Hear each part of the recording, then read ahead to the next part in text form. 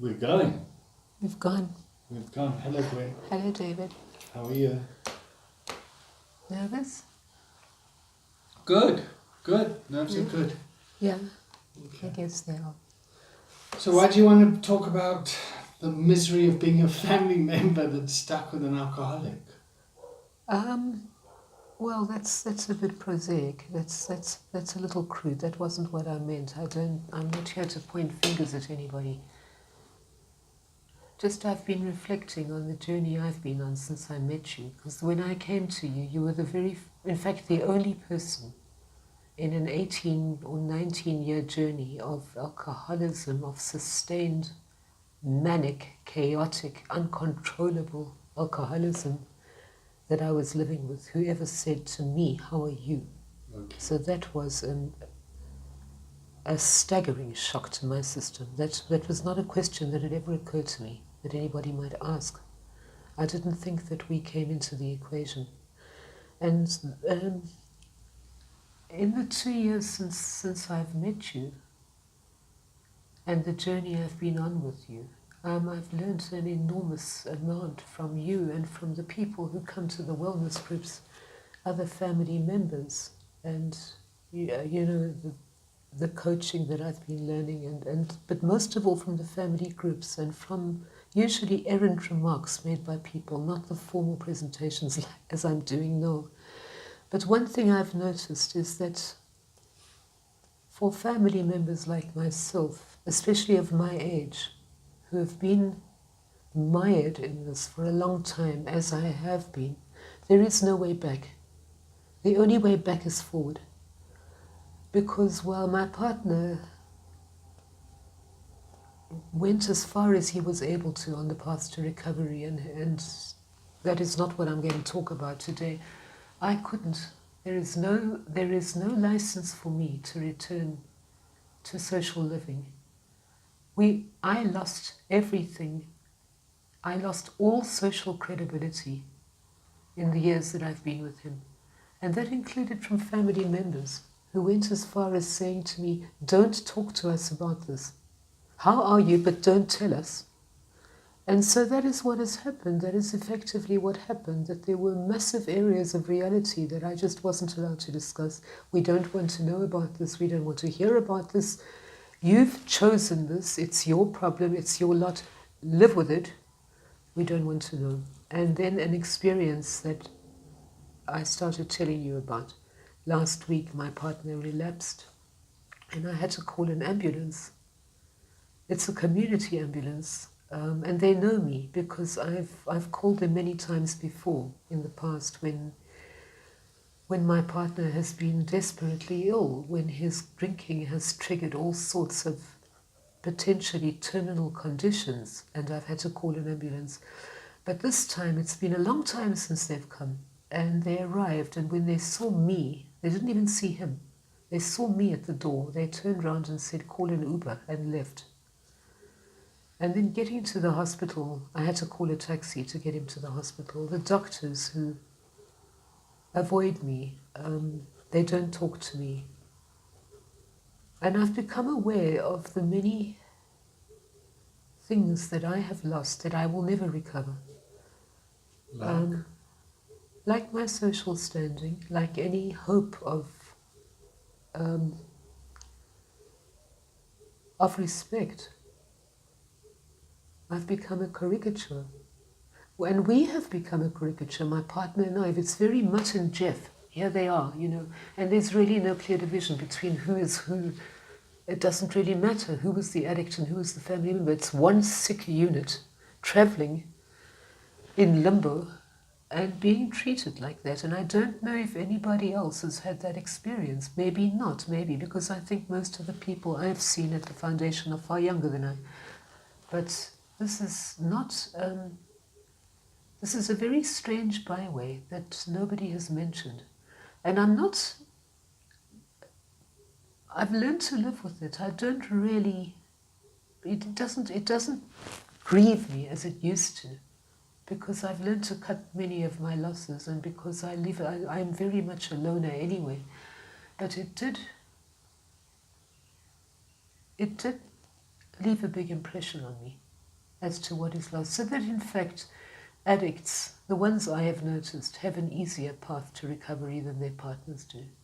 Because there are question marks around you. You know, it's all very well to explain an addict as somebody who's developed a dependence on a substance or even a behavior, but you do not get the same license if you're the partner. Why are you here? Why did you stay? What was in it for you? So that was what I wanted to say, and I don't know... What's the answer to the question? Why did I stay? I stayed because I don't know any other moral thing to do. Say that again? I don't know any other moral way of behaving. That is my code. I was with my partner for all these years. He is ill. He is damaged. And I don't, for me, it is not acceptable to turn around and walk away when somebody is ill. And because, well, I suppose my own pathology does tap into it. Of course it taps into it, you know. What do you mean pathology? I mean, I suppose I need it to be needed. There's a whole history of that, you know, what the pathology is of it. But art beyond the borders of rehabs and foundations, when one has confronted the real world, and especially at my workplace,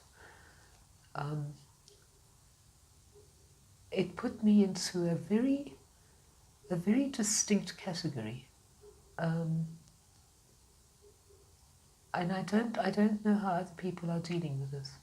What category? The category of oddness, of I would imagine people who... I would imagine this is not too far removed from people who get released from jail, or people who are released from mental hospitals. That kind of oddness, that otherness, the one who allowed... You know, we understand drunks, we understand addicts, we understand drug addicts. We know enough about narcotics. We know enough about compulsive addictive behavior. But why did you stay? You know. Why did you enable it? Why did you allow it? And this is not going to leave me. I mean, that taint follows me wherever I go. I have lost friends whom I valued very greatly, whom I was quite alarmed by, who just cut me dead at some point because of what I was living with. And sort of, it was almost put as an ultimatum to me of either leave him or leave us. So that was a strange thing, very strange thing for me. Again, I don't know how valuable it is to anybody out there. But... How's it valuable to you? What, talking them? Yeah. I suppose it's not the first time it's the first time I've really expressed it. And how is that for you? It's feeling, I don't know, I'm getting very self-conscious about it. I don't know if it has any meaning. It might be completely irrelevant to anybody else out there. But I mean, in the groups that I come to... Well, it's very courageous of you. It might also be a bit absurd of me, so, you know, I don't know. I don't know. We'll work that out. The family groups that I come to, there's an assumption that when you get well, we'll get well. It doesn't work like that. Okay. So what does happen? You get well and we get sick. Our paths to wellness are very different, and they're not linked always. And we know about the interrelationship dynamics of couples who recover, with the way where an addict recovers and his family members rejoice, and there's a rebuilding, hopefully, of that dynamic. But outside, you know, when the Joneses have avoided you for 18 years, how do you face them now and say, well, everything is all right now, but they don't trust you, they don't believe you, there is something different about you. I find that the world is not the same one I left when I took up with my partner. And it never is going to be. And this is why I say to you, that for me there is no way back. The only way back is forward. So. And how does that look? I have no idea. That is an open-ended, that is a deadly question for which there's no answer. So, yeah. I think you've probably been very indulgent in allowing me to talk about this. So, Well, I think it's... Well, I don't really give a fuck about anyone else. It's certainly helpful for me. well,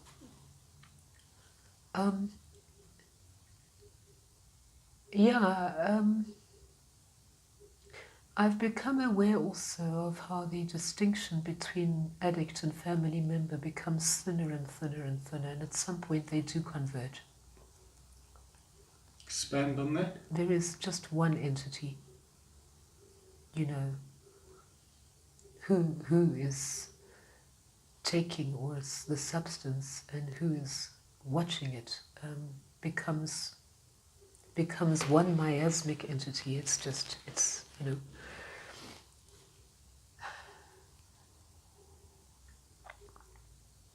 And how hard it is to unlearn behavior that almost takes on a momentum of its own.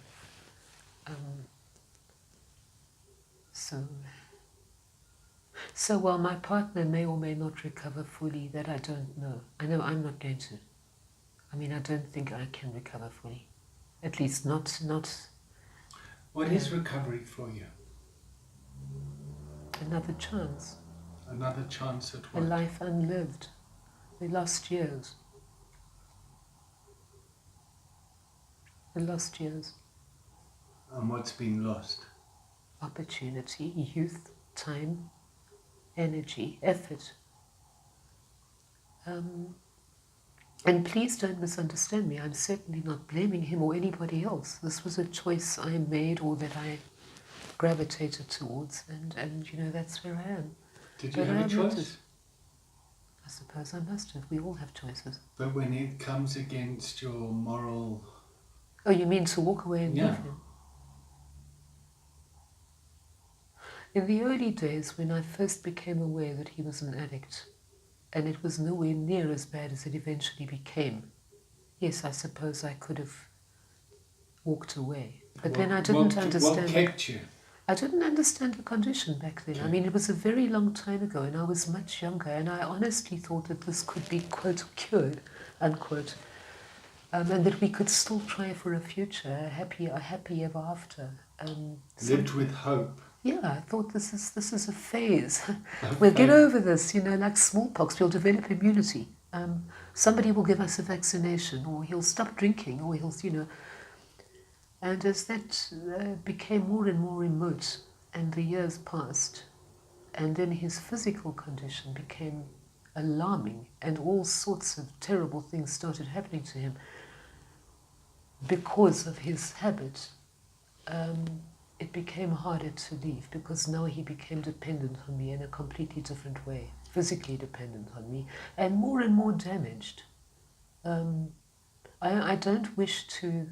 I didn't come onto this video to cast aspersions on him or in any way to shame him. That is not my intention. I'm talking about myself more than him.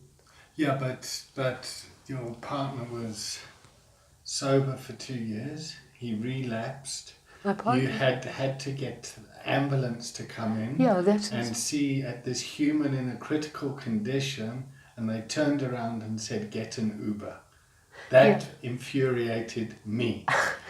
Well, so, there's a lot of it out there, David. I know, and this is what I want to get out there. I've seen people smile at my partner, before the relapse. I've seen them smile at him very winsomely. You know, he's very much the prodigal son who's returned, now sober. And there's great warmth and conviviality of like, well done, wonderful. It's not extended to me. So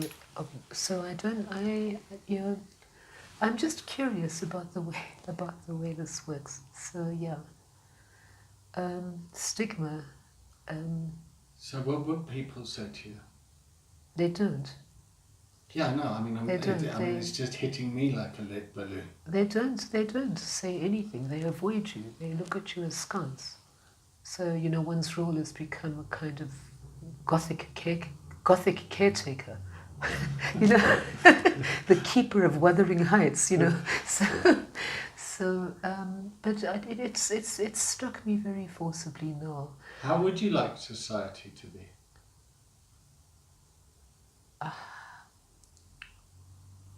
Honest. Honest. That will do. Okay. I'm not even asking for acceptance, not at all. Just consistency of like, yeah, would be nice. It would be nice. Clement would be nice. Eh? A little more clement. Clement? Yeah. What does that mean? A little more congenial, a little more benign. Benign. Keep going. I don't know where to go to. Neither do I. Okay. You're doing great, though. I don't know if this is of any use to anybody else out there, and if it isn't, just switch off and you can blame David.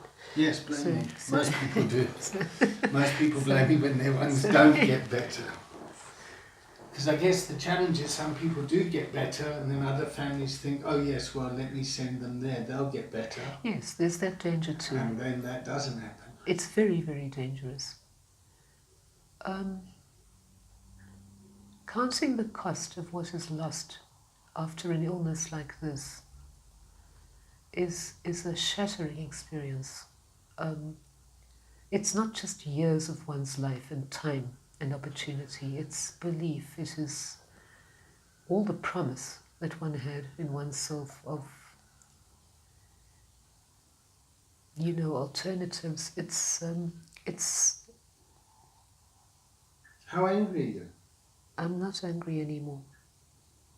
I have been very, very angry, and so there are moments when I become enraged and I'm not quite sure why. It's all very incoherent, but I sort of assume that this is just residual anger built up over years.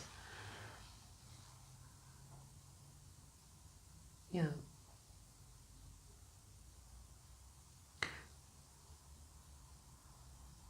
I again, this is the nature of codependency, I suppose.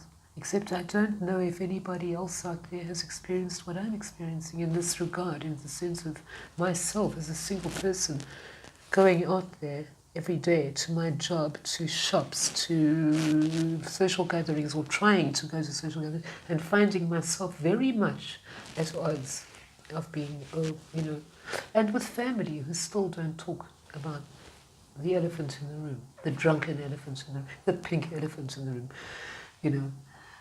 to put a metaphor on it.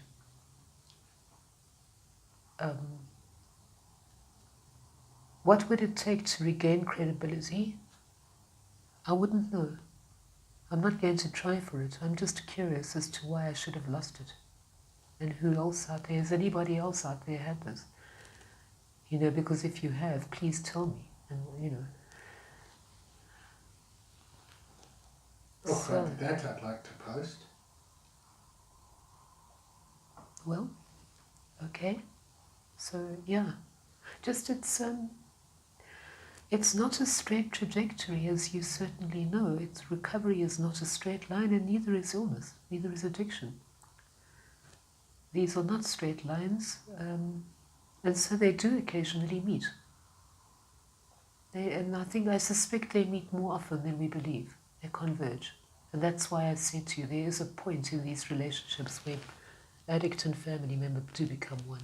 It's very hard for me. I remember, am I wandering off the subject? May I wander off the subject? I remember many occasions when I lost track of who was shouting at who said what, who was actually...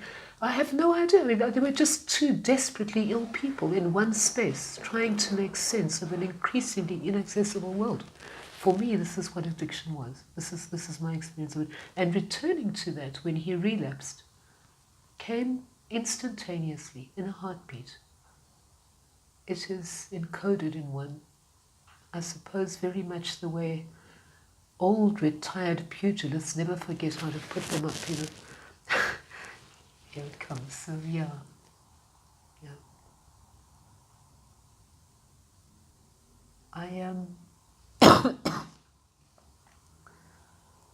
I feel very old I'm very sad. And ultimately, it's about love. I suppose you asked me why I stayed. I suppose now I understand more about why I stayed than I did at the time. And it was because of? Well, we all want love. Addicts, family members, we're all talking about the same thing. Addiction is a very crooked path to love, and so is codependency. That's all we want. So, I look at roomfuls of young family members and young addicts and wish they knew how to satisfy their hunger. Okay, I think that's all I have to say. I'm becoming uncomfortable. Are you? Yeah. Okay. I think that's great. Thank you so much.